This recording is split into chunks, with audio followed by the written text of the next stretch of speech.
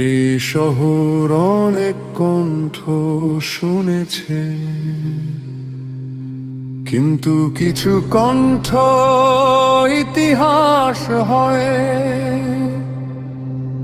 ভয়ের দেয়াল ভাঙতে যারা নামে,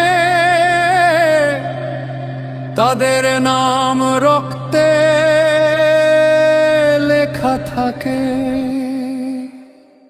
একজন বিপ্লবী কণ্ঠস্বর, নাম হাদি।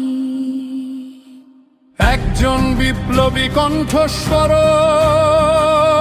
নাম হাদি। সে চাইতো সমাজে প্রতিষ্ঠিত হোক, অন্যায় নির্মূল হোক, ন্যায় বিচার ও ইনসাফ কায়েম হোক। সে বলতো ন্যায় মানে দয়া না, ন্যায় মানে অধিকার। সে শিখিয়েছে মাথা নত না করে সত্যের পক্ষে দাঁড়ানোর সাহসটা আবার।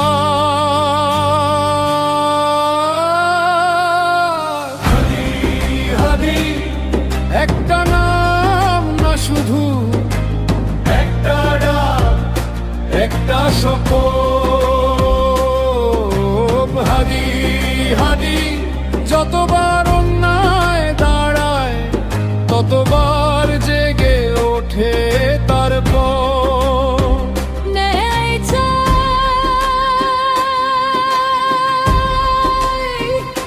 ইনসাফ চাই। তার কণ্ঠে নিরীহ মানুষের আকুতি।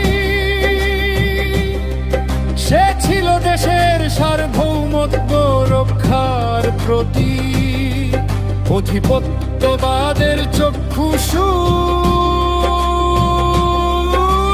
কারণ সে বিক্রি হয়নি, ছিল অটল, ছিল দৃঢ়। সে জানতো সত্যের পথ সহজ না, তবু সে পিছু হটেনি কখনো। ভয়ের ভাষা সে শেখেনি, সে শুধু মানুষের কথা বলেছে নির্ভীক ভাবে।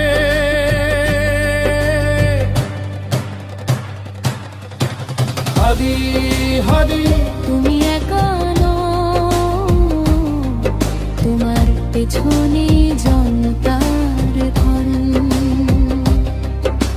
হাদি হাদি কণ্ঠ তোমারও যায়, কিন্তু থামানো যায় না তার সবল। ন্যায় চাই, ইনসাফ চাই। দুর্নীতিবাজ ও দেশদ্রোহীরা তাকে মাথায় গুলি করে হত্যা করে। ভেবেছিল একটা শব্দ মুছে যাবে,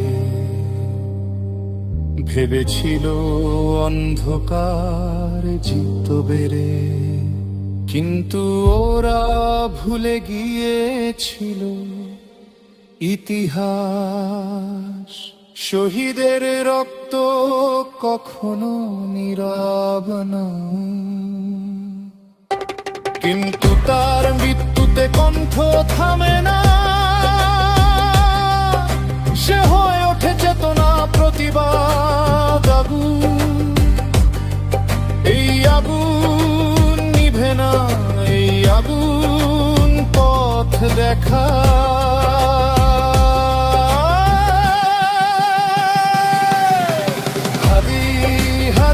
তুমি কণ্ঠের নাম,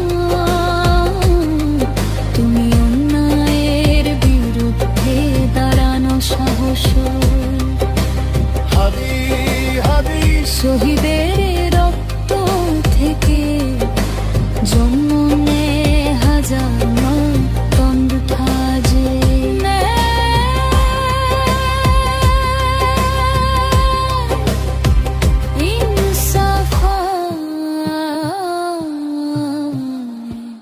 জনতার অধিকার। শহীদের রক্ত থেকে জন্ম নেয় হাজার কণ্ঠ।